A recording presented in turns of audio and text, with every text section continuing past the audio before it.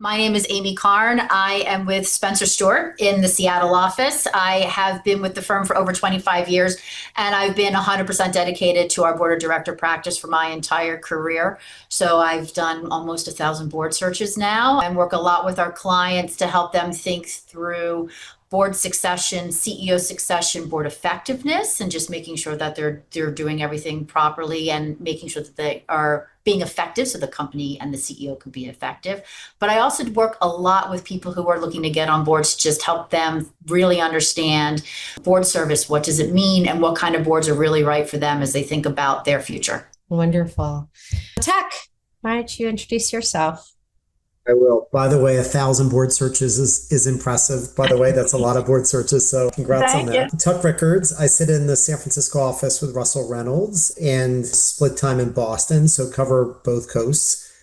I've done a bunch of things with the firm, but maybe relevant here. I'm sitting in our board and CEO practice, ran our tech sector, and half of my work is tech disruptor companies. The other half is large company transformation, digital transformation, AI transformation. So it's a really interesting, slightly silly, busy time now. Indeed. Silly busy. Kristen, why don't you introduce yourself? I agree with silly busy. I similar kind of work across coast. I am at Egon Zehnder in our Atlanta office, but work a lot in our technology practice and the board practice and split my time between really the Bay Area because of tech, New York and Atlanta. And where I spend most of my time and where I have a lot of passion is around building transformative leadership in fast evolving environments. And so that leads itself to tech, but kind of in this complex environment right now, there's a lot of fast evolving everywhere. And so the space is pretty broad. My background is in innovation, and I think part of what brings passion to me and connecting people is the deep curiosity and creative problem solving that came from innovation in a past life that I had. And so love the fact that I get to do that, connect with people at the level and just across search engine. Happy to be here. Thank you for that. Terrific. All right. Well, let's start with kind of the new mandate, what companies want now. And I think I'd love to start with you, Amy. I don't know if you've sort of chunked big moments in time when you look back at 1,000 board seats and you kind of say, okay, here's a new moment in time and something kind of maybe entirely different or back to something as it was once before. But what are you seeing in terms of the mindset of the CEO, the C-suite, sort of the board, that combination, and in particular, the space where you sit, the board? What's in demand? I always say we live in interesting times, and literally what's impacting businesses changes from day to day at literally the second of a tweet.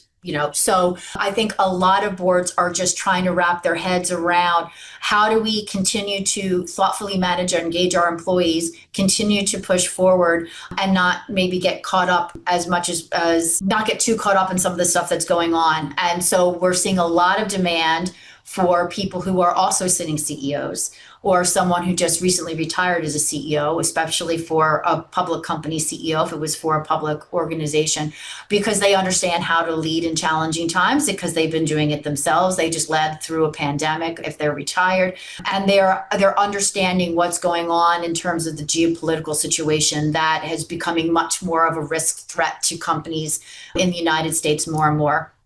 We're still also seeing some demand for financial expertise. We're at the 10-year mark for Sarbanes-Oxley, and so we're still seeing a lot of boards turning over financial expertise on their board. And then in terms of a lot of the tech clients that I work with, and I'm sure Kristen and Tuck are seeing this too, a lot of them are trying to wrap their heads around AI. And what do we need? What's AI going to do? Do we need an AI expert on a board? And if we do, what does that look like? If we don't need an AI expert, do we just need a great technologist? And so does that mean a chief technology officer? Does that mean a chief product officer? Does that mean someone who's led large engineering teams and understands how to design software products? So I would say those are kind of the three buckets that I'm seeing a lot of cybersecurity. And that kind of, again, falls under that broader tech bucket. So I say those are the three kind of buckets: the CEOs, the financial expertise, and then tech with three or four subcategories underneath it. And so I want to dig into tech a little bit more, but I want to come back to this really looking for the CEO persona, maybe Amy, you, and then Kristen, you can jump in here too, how is that different than say the 3 years prior to now? Was there a lot more, if one out of three were looking for a CEO, is it now, 3 out of 3 are looking for a CEO? Like, has it really tremendously changed in terms of that profile? Yeah. So I would say after the summer of 2020, with what happened to George Floyd, I think everything pivoted and there was a lot of emphasis on finding people who brought diversity in across a couple of different ways, whether it was gender diversity or ethnic diversity, geographic diversity. And so boards are just really looking to diversify. And so I would say that it was never that the CEO spec fully went away, but it was definitely deprioritized. And actually, in a lot of ways, it was great because before we never really saw boards be open to CHROs before, because that's why I have someone internally for that. General counsels, chief marketing officers, a lot of these roles that were like, I got a line person. I don't need someone on my board to do that. Now we saw the door open and they realize now the value that having people, not just in P&L roles, bring to the board. And so, but there is something that has also happened the last 5 years, which is that we know that being the CEO is the loneliest job in the world. And it's also the toughest job in the world. And you really don't understand what it is until you're walking in their shoes. So having someone else on the board who's grappling with the same kind of problems you are is really helpful to CEOs, especially because 10 years ago, you never would have a CEO speak out on social issues. It just wouldn't happen. You would never have your employees ask their CEO, what do you think about what's going on in Israel right now? It just would never happen. And now all of a sudden, we are seeing more and more of employees want to hear from their CEOs, or they want their company to take a stance in one way or the other.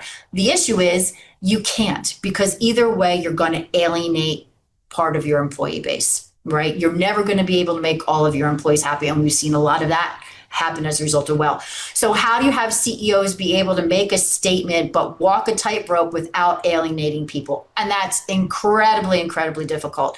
And as a result of all of this, you're actually seeing CEO tenure drop, where more and more people I'm not going to be the CEO for 10 years. It's now at 6.5, 7, and we're still seeing it drop further than that. And it's just because there is so much pressure on them in a lot of different areas. Kristen, what do you think about this? And I know you have a special place in your heart for the CHRO. I do. And I'll come back to that, but I do want to address one thing about the just need for CEOs and desire for CEOs on board. I think one thing that I completely agree with the CEO function, but there's definitely a broadening director representation beyond traditional demographics to include not only functions outside of the CEO, but also younger directors, outside industry executives.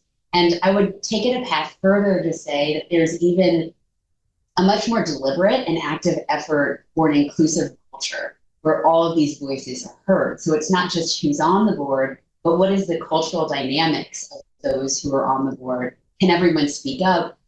Can they value healthy disagreements?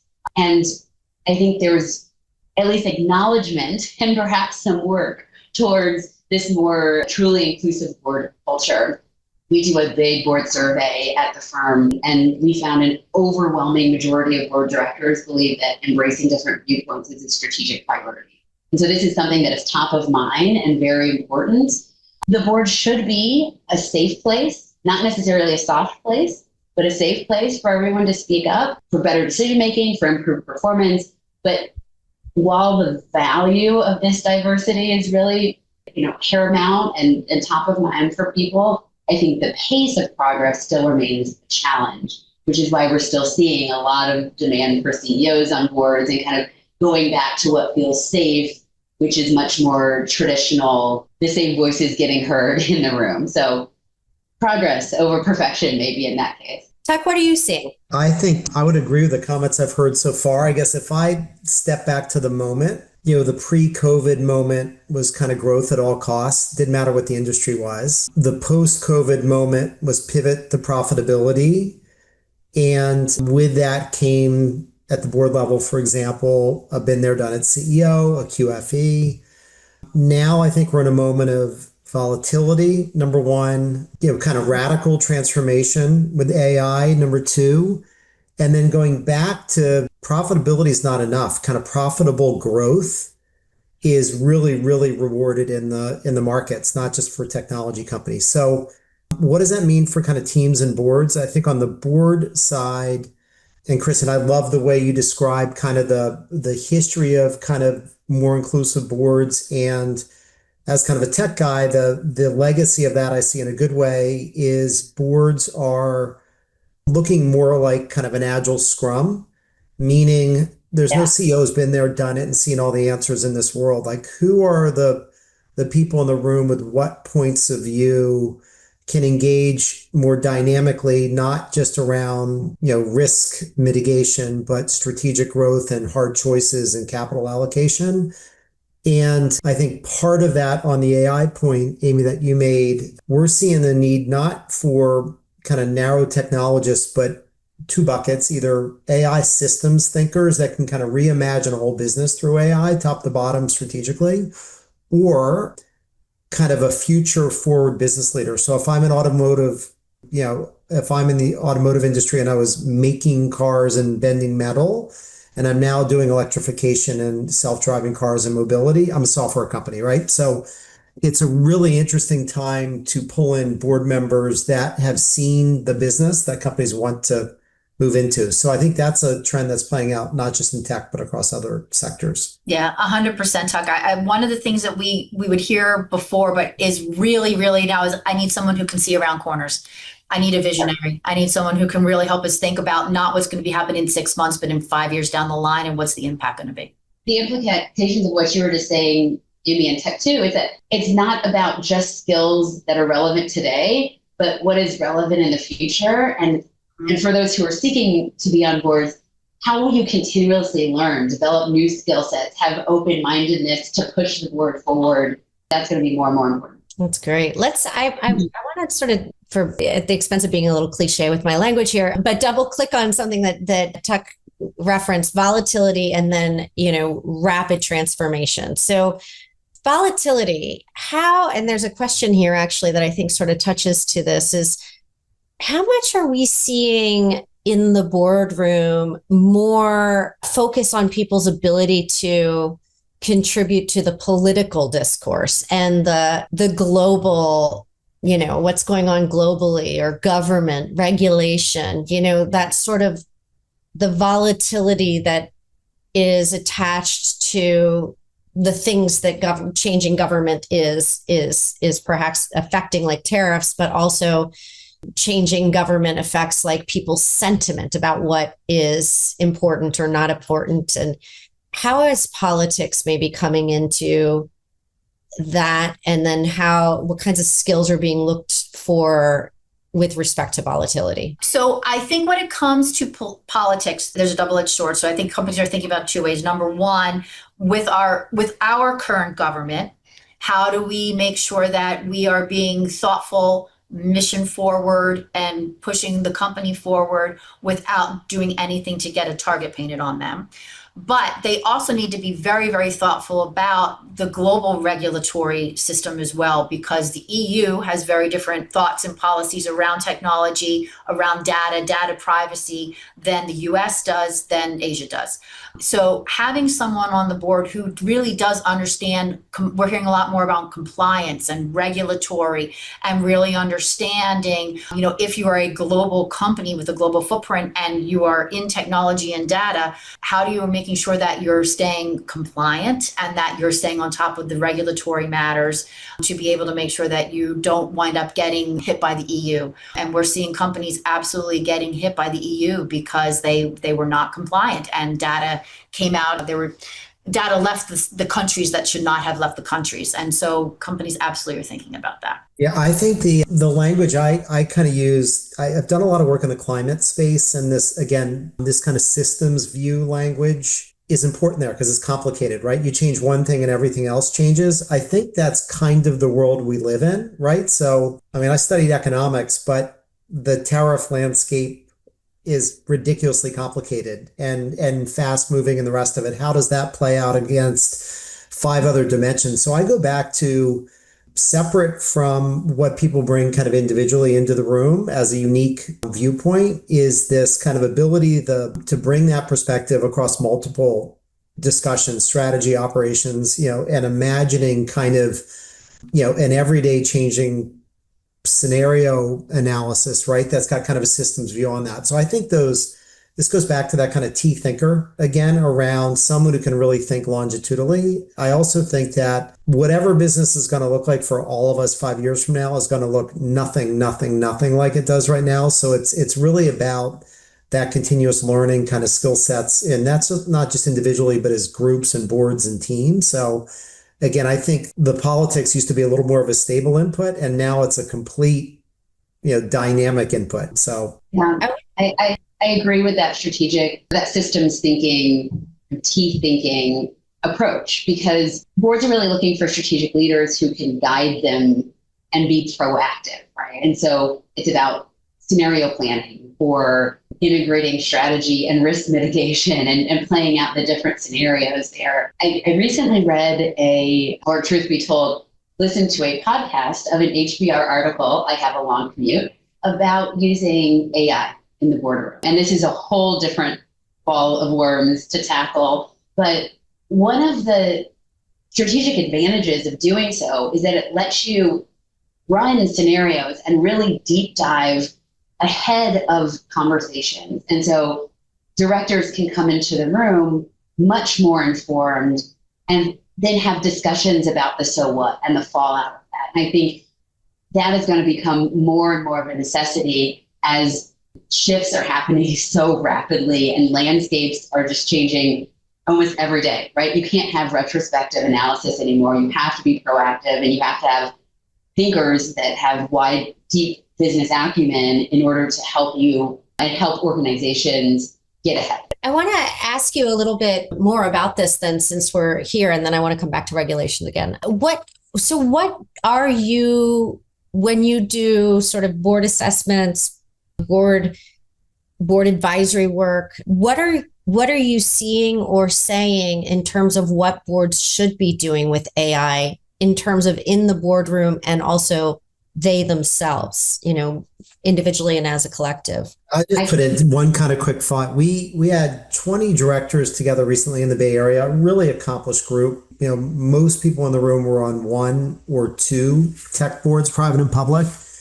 And we were going to talk about a lot of stuff, and all we talked about was AI and the impact on the business. But we spent 90% of the meeting around the risk mitigation side of it, AI guardrails. And in the last 10 minutes, 3 directors were kind of missing the point here that in this world, as a board, the best defense is a really good offense. And if boards are not, holding themselves accountable for challenging every bit of the business strategy, the business model, the way things, the opportunity for process improvements, the front end products, they're really not doing their job. And one of the folks in the room kind of created this scenario around, there's 2 sets of industries. Some are existential risk, like media and advertising and others are maybe more moderate kind of change. But for the ones that are existential risk, if boards are not, looking backwards, when the tea leaves become very obvious that their industry is going to be turned upside down, when they are one of the bottom quartile performers and the stock's gone straight down, there's going to be lawsuits and the rest of it. Like, people are not using that kind of language now, but I think the consequences of this are quite stark. And it's a really interesting lens around how boards, again, think, kind of a more shared responsibility with their CEOs around a more proactive and transformative view on their businesses. That's not the way boards have typically operated. They're very risk averse. There's a lot of governance that's checkbox. But I think that's going to play out in better boards. Purvi, I want to ask you to jump in here, because you've made a number of comments and also have become sort of a minor expert yourself on sort of tariffs in the global world. And then Nita, I'd love for you to chime in as well. Like, what are your questions? What are you thinking about in terms of this idea of a globally oriented board? I can ask real quick. So really, I kind of see all these changes that are going on. I mean, what I'm thinking is, are we sort of starting to become more of a one world view? Because, right, when you think about data and how AI will process data and what it's going to do, there's no more boundaries. There are going to be no boundaries left, if you will, right, between the different countries and a different way of operating, right? So I'm kind of curious if you see that sort of happening and evolving, right, the next 2, 3 to 5 years. Is that what we're going to see? And that's what to think about. So I think it's going to be interesting. And I think I think it's going to be interesting to see how it all evolves, because I think the US has a very different perspective on how to come at AI than the EU does. And then China's just trying to become master of all, right? So in the US, we are very much and have had a philosophy for the last 10 years of move fast, break things, doesn't work, pivot, that's okay, try again, let's see how it goes, right? Which is why you've had for the last 5 years, you've had Elon before he became the Elon we know today, but you had him saying like AI is an existential threat. Like we're talking Terminator scenarios. So you had those perspectives. And then you had those who are very deep in it, like Andrew Ng and people who are very, very well respected, and Fei Li saying, no, we're not at that point. Like this is literally just a newly evolving technology. And so we're not at that existential threat. But we have a lot of people who are willing to try a lot of different things and willing to see how it is evolving and just where is it going to go and what's going to be the good, bad, and ugly around it. Then you have the EU, which I think has always had very much a protectionist mindset of this could be like Terminator scenario, existential threat. So what can we do to regulate it now so that it doesn't go haywire down the line? And that's going to do two things. Number one, it's really kind of preventing a lot of the technology growth that you could be seeing in the EU, because they're really stifling a lot of that innovation. And that is why you are seeing, again, a lot of the AI forefronts being here in the US. And then, of course, in China, because they're all, we're just trying to compete for who's going to be the best around all of this. So I don't know how much it's going to become one world, one view, because you have two very starting different mindsets from two very different regions. And so it's going to be more around, is the EU going to adapt to things down the line that are being developed in the US, but how are they also going to try to regulate it and wall it off and, make sure that they're not doing crazy things. But Tuck and Kristen, I would love to hear your thoughts on that too. I also think it really depends, right? It depends on the organization, and it depends on the needs of that board at that time.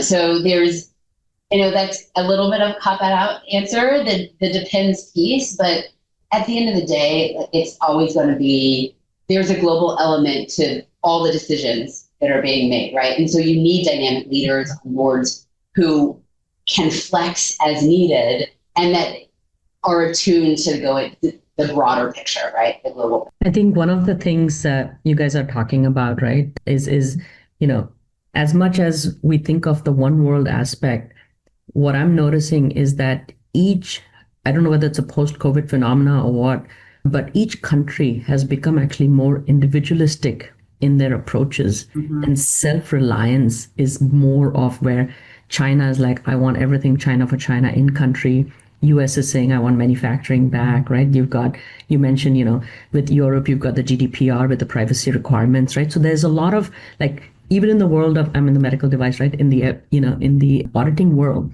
there was the MD SAP that came about where 7 countries basically said, hey, we all look for the same things. Why don't we say if one country does it, the others won't?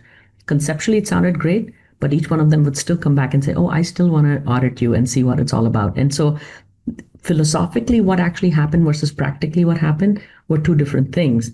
And I think the part that's interesting to me is, the success of the companies, and also when I think about the board, right, is how do you think of it as an engine, right? When you're creating a car, the engine has to be the same everywhere. But when you go launch it in different countries, you have different requirements that you need to fulfill. And the companies that do well, in my mind, will always make sure that the engine inside is, made for everyone in order to manage the scalability aspect. But then the requirements that are specific, that may be the 80-20 rule, where 20% might be different for each global world, needs to be done specifically for those areas, whether it's type testing in China, it's GDPR requirements for privacy in Europe, and, Brazil and visa, whatever, right? So there's multiple different aspects. So I think that's the thought process I feel makes you a lot more, efficient and scalable as a company. The thing that I think using AI to determine a lot of these, requirements and ensuring it's at a, it's like this at the fingertips right now, right? What I could do, like even something as simple as translations, right? Today you have standards that come out. It used to take me 3 weeks to get a Mandarin translation done from English. And now within 30 seconds, I don't need anyone. I just have it inside behind my firewalls and I got it like this. So I think the speed at which efficiency internally as well as for our customers is changing, and the expectation that they need answers from multiple sources to get knowledge base in is moving at a phenomenal pace. And I couldn't agree more. I think, Tuck, you said that, right? And the fact that I think boards, I don't know whether Amy, you said it or Kristen, but one of you guys said, like, the boards need to have people on there that understand AI and need to question, the company's direction, not just for external customers, for internal customers, those are employees, on how are you managing productivity. I mean, Google's already laid off half the people, right? It's because they see what's coming. And if they, it's part of the speed at which they want innovation to come in. What I'd love to hear from you guys is, so you mentioned the AI portions, right? When I think of board, people think of experienced people. There's some people that are jumping on the bandwagon to understand what AI is. But there's a lot of younger people that there are people that might have lesser experience that are actually speeding up as well. What are your thoughts in terms of board compositions as it happens?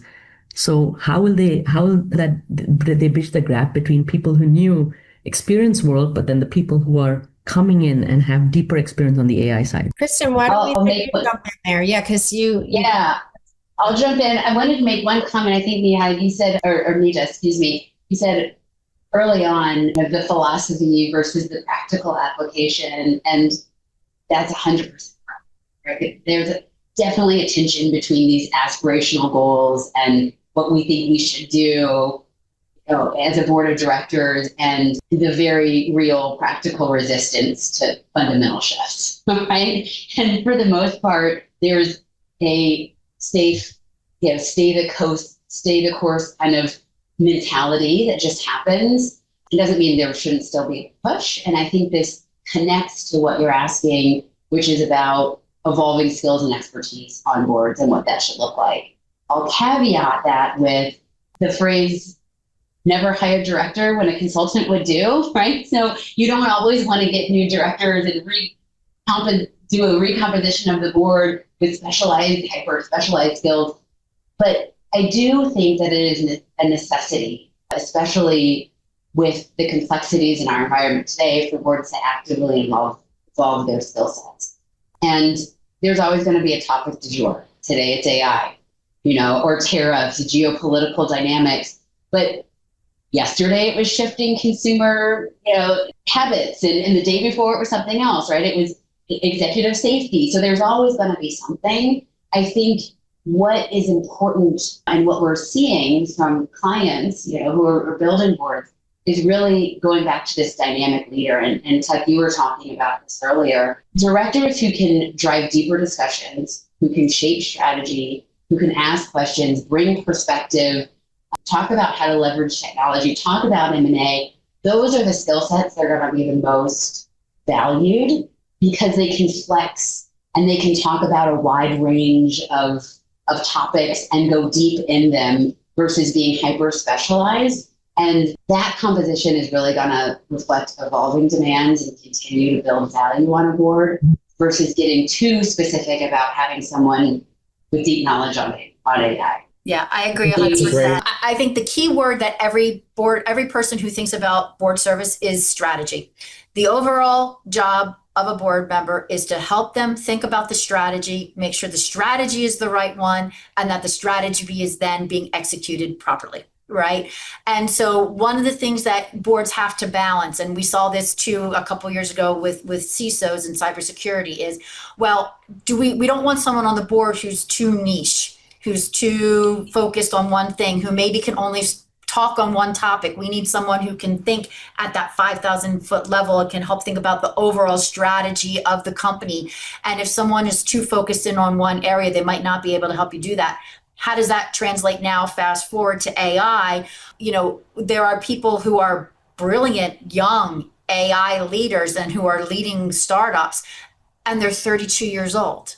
right? So how does the board then wrap their head around, well, does it even make sense to bring a 32-year-old onto the board who literally has done 2 other jobs, and, maybe one of them was working for a year and a half at Google, building a software platform. I mean, are they really going to be able to understand the kind of complexity and strategy that we are talking about at the boardroom level? And so I think a lot of companies right now are kind of wrapping their heads around, if we decide to bring someone onto the board versus doing an advisory board, which is what I try to kind of steer many of my clients towards. I think it just makes more sense for them, because you can quickly shuffle people and players in and out of an advisory board much easier than you can on the corporate board. But do you really understand what that means? And do you really understand what that long-term implication is if you bring someone on who's a really, young person who but deeply understands everything about what's going on with AI? We did a bunch of research around digital directors and tracked them over kind of the 10 years that they got, that kind of wave happened, maybe starting in 2015 or something. And I think the data would show that new directors at that time may have stepped down 3 or 4 years. It wasn't 20 years, but there were a few examples of the kind of internet 45-year-old CEO landing on a board. So I think that, I think, and the compression around, I don't know if any of you are involved with AI, kind of an AI native company. I mean, it is unbelievable when you go through a 20-person startup now. Every person and every function is using tools we've never heard of to kind of write code, to do the HR function, to do the rest of it. So I think there's some learnings there that are amazing. My view on the board work is a typical board spec has 2 components. One, you've done a board composition and looked at the company where it's going, and you found a gap in skill sets. It can be a financial expert, it can be this AI person or whatever. And that aspect gets dialed up in a very specific way for the profile, but people do not want a single issue director, Amy, to your point. The second point is, if you haven't been a board member, the idea of board ready and board readiness means a whole bunch of things, but it means the ability, whatever age you are, to be able to step into a room of experienced executives, to listen before you contribute, and to be able to be impactful in that kind of listening, governing, questioning versus doing mode. And there's probably a smaller subset of kind of startup entrepreneurs that can kind of really impact that way in terms of the broader stakeholder management and how do you get your voice heard. So those are 2 things that I think are important, and kind of temper that a bit. Let's switch gears. We have 20 minutes left, and I know probably a really big topic everybody wants to dive into is, okay, so how do I get there? And we've started to talk about this, and Mary even brings in, like, how do you evaluate strategy in a leader? So let's start talking about, how do I position myself? How do I get seen? And how do I get evaluated as the right person for the room? Who wants to start here? Amy, let's start with, how do I get? So I think number one of the most important things, and this goes back to what Tuck was talking about just a second ago, is really being able to put forward the fact that you understand what it means to be a board member, right? You understand the role, you understand the job, that it's not about coming in as an executive and trying to tell that board or that team, what they're doing wrong and how you guys did it and how you did it better, and this is what you need to do, right? So what does that mean? It could be that you have sat on a really, really thoughtful, big, impactful nonprofit board, right? That operates like a best-in-class governance board. So they have an audit committee, they have an nominating committee, they've got a compensation committee. It could be that you have great board exposure. So maybe you sat within your organization on some JV boards. And so you've seen it from the other side of the table. Best yet, if you don't have any board experience, is that you have the opportunity to be in your own boardroom.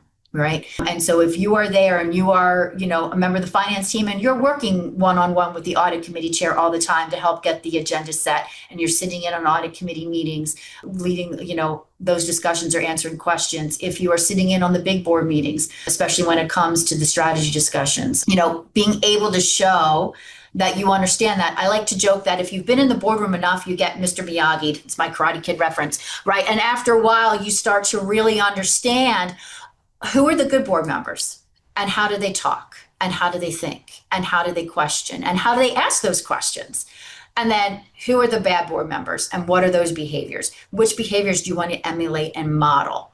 And so being able to really get across to people that you are talking to, and this is again to your network. I think your network is going to be really, really important, because most likely you're going to wind up getting your first overture through your network. So really being able to make sure that your network understands not just what skills do you bring to a board, but that you understand the role and here's how you understand it is really, really important. Completely agree. And I always tell people it comes through a network, right? Talk to people, make sure they know the skills and expertise that you have, even beyond what is expected or your purview. Your network is your best bet. And I think being really clear on what your superpower is and getting that captured in kind of the first paragraph of your board bio, and this is your board superpower, which is different than your management bio. I think you have to imagine, the kinds of board, which industry, which stage of company, which type of growth or transformation or turnaround. What are the scenarios where your profile is uniquely additive, and how do you write that summary of, have a life that brings together perspective on all these things? That's kind of thing one. Thing two is, I think people interview for the first boards often as if it's a job and it's all about what did I do in my role versus remember the lived experience of being in Google, going from X to Y, or growing with a startup that went public. It's that journey experience broadly that's also kind of equally relevant, right? So I've been through transformations or IPOs or AI, whatever that is. So really looking at the metrics around where you've been and what stages, what industries, lots of that language, that pattern recognition is really important in addition to kind of your specific role. Yeah, I think two other things to take in mind too is number one, when it comes to looking at boards and evaluating board opportunities, really understanding what makes sense for you, right? So understanding what are your goals and aspirations for the next couple of years. So if you are like, hey, my goal is to become the CFO of my company, right? And I want to be set up for success to be seen as a CFO successor. And the company that I want to become a CFO for is a billion-dollar company. Then don't take a board that's a private $50 million company, right? You need to make sure that you're aligning and gaining the board experience at an institution that's of comparable size, scale, global footprint, so that you are being seen as someone who can be that successor, because you're coming back to your day job with great questions and great thoughts because of the conversations that you're having in that boardroom, right? However, if you're saying, hey, I want to join a board because I'm planning on retiring in a year and a half, and I want to start building a board portfolio, well, that's very different. Now you have a lot more optionality to be thinking about private versus public versus industries and sectors.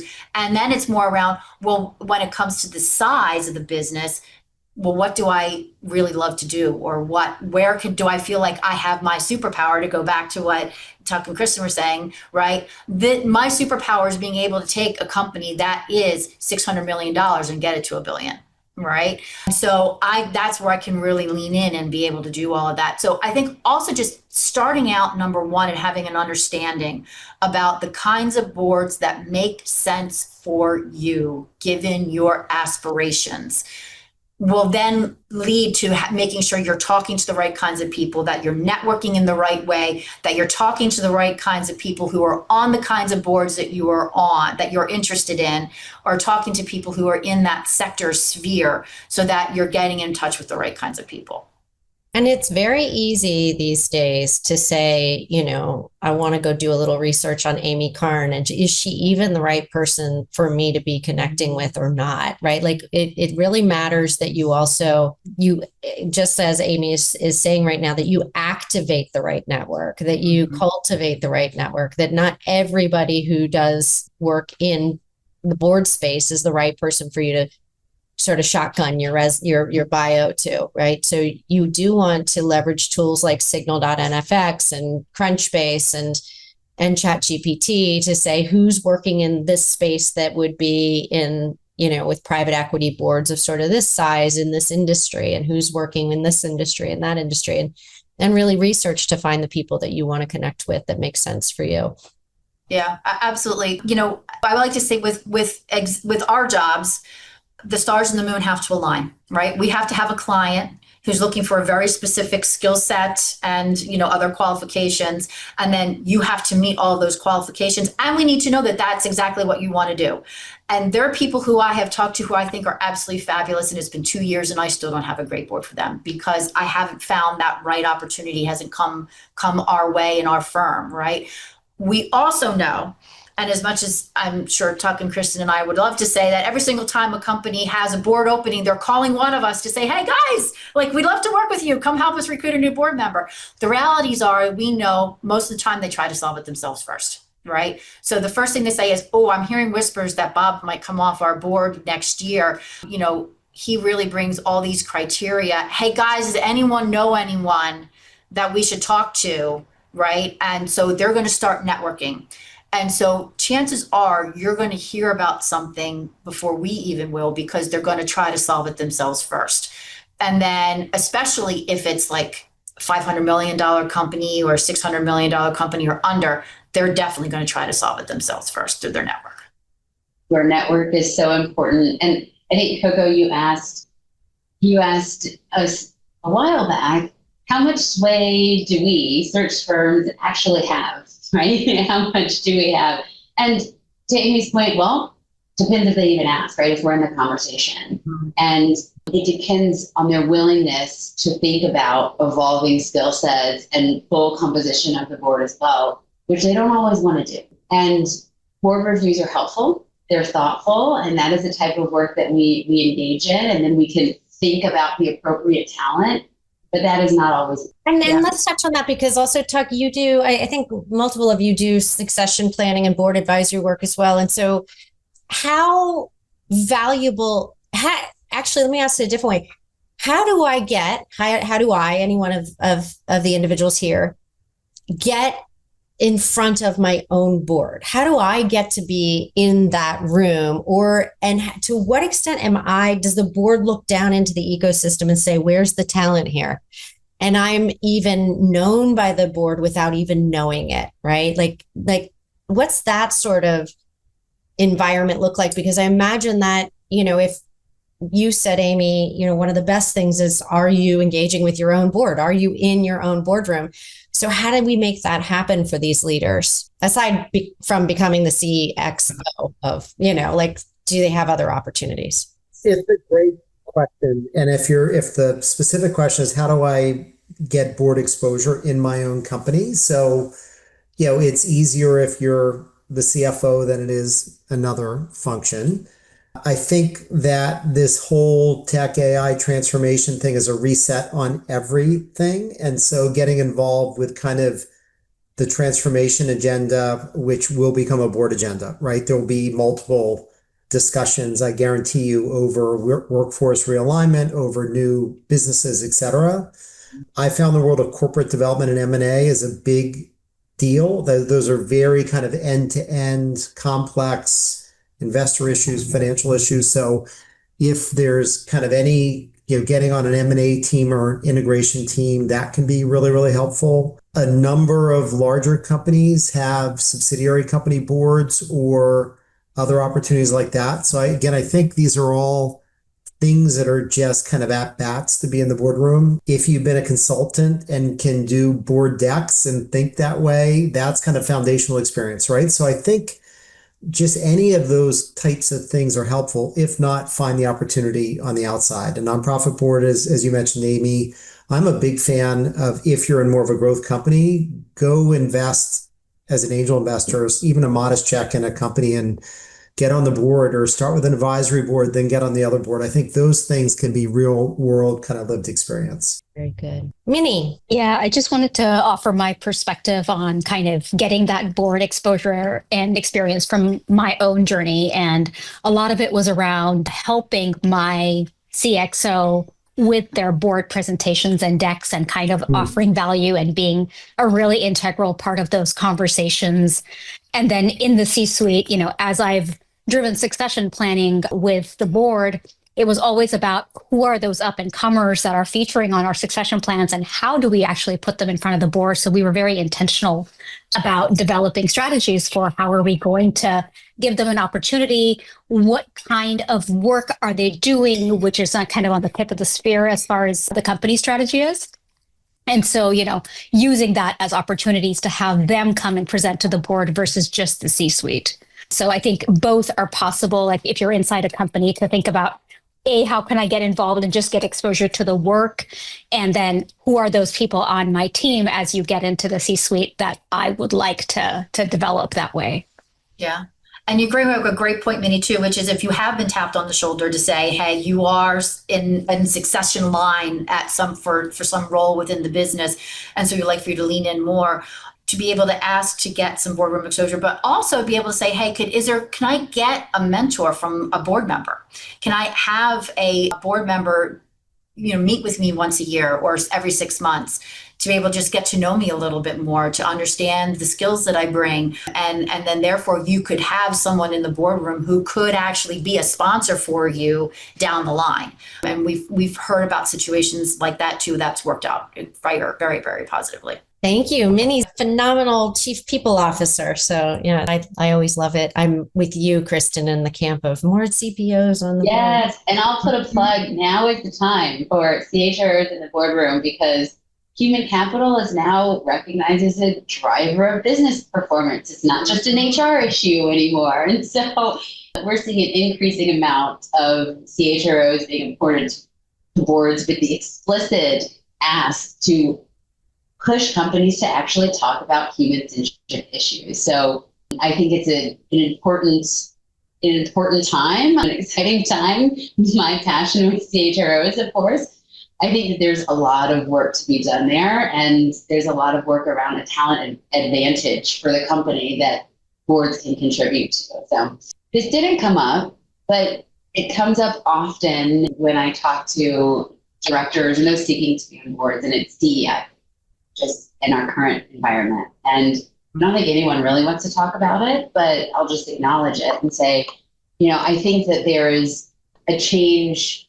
The landscape is what it is. I think there's change to documentation, maybe attorney advised change to documentation. But when it comes to, and I'll speak for Egon Zehnder, our approach, nothing has changed. We still believe in diversity in, traditional demographic metrics and the diversity that we've been talking about today across functions and other things. And so that will still be a priority, and that's still how we will search. Yeah. And I would say echo, not only does Spencer Stewart and I'm sure Russell Reynolds think the same way, because we just know that having diverse boards makes for better boardroom conversations and makes for better business outcomes, period, end of story. And so while I think a lot of clients, because of the current environment, are toning down, to your point, Kristen, the language that are going into proxies right now, and they're changing things from like diversity to belonging or inclusion. And at the end of the day, there is still an expectation that we always bring forth diverse slates for them, and that they want to see it, and that they just know at this point in time, we want a diverse board. And so it's never going to go back to, all white CEOs who are all golfing buddies with the CEO anymore. Like it's not going to come back. And every single person who I have talked to, every single board member and client that I talk to, when they say, well, like, what's the sentiment inside your boardroom in this environment right now, given a lot of the language that's out there coming from our government? And they say, yeah, well, they can say that, but at the end of the day, we know what's right for us, and that is having a diverse board. So it's not going to change. Are there actually fewer opportunities for diverse candidates in this new environment? Would you say that it's fair to characterize it as where diversity was a driver in past years, and therefore the diverse candidate, all things being equal, the diverse candidate might have won out? There is a different environment now where diversity of, race, gender is not a driver in the way that it was, but the candidate pools are such that we've done so much work over the years that we're going to have more diverse candidate pools in front of the boards to begin with, where we didn't prior. And so we're not backtracking. What would you say? Yeah, the way I think the way I'd summarize it is there's a wave of catch up around diversity on boards, which was needed in this pivot to profitability in a tough market. It was been there, done it. CFOs, CEOs, where I'd say in general, you look at the data, there is less diversity. I think we're in a mindset now where boards, I would echo my colleagues' feedback on here. There's an expectation for boards around what good looks like and what is appropriate diversity of all types. And I think a feeling there's been a lot of hard work to kind of get there. So I think we're in a mindset where that's an important part of the criteria. It may not be as explicit on the paper because of some of the constraints, but I'm encouraged by what I hear from boards and teams. And that's not just public companies, but private companies as well that are kind of still way behind on this topic. So I'm hopeful that that's a key thread in many of the roles. I still think each search has a very specific need that's dialed in, and diversity is an element of that, of each spec versus maybe a spec by itself, right? Yeah. Which I think is probably not a bad thing either. So yeah, the way to kind of think about it is that whereas maybe 10 years ago, maybe the lists were made up a lot of people from who are white people, let's be honest, right? And then we had a lot of requests and after post the summer of 2020 to only focus on people from a very specific community, only from the Black community or only from the Latino community, or maybe a combination of the Black and Latino community. I think looking forward now, we just need people who are absolutely fantastic and thoughtful. And so when we are compiling lists now, it's going to be some people who are white and some people who are women and some people who are women of color and some people who come from different communities, all combined into one, right? And so I think that's the way we look at it going forward. And then they're going to feel like, okay, we have a lot of options and we're going to pick the best person. And if they happen to be, someone from the Black community, fabulous. If it happens to be a woman, fabulous. If it happens to be a white guy, so be it.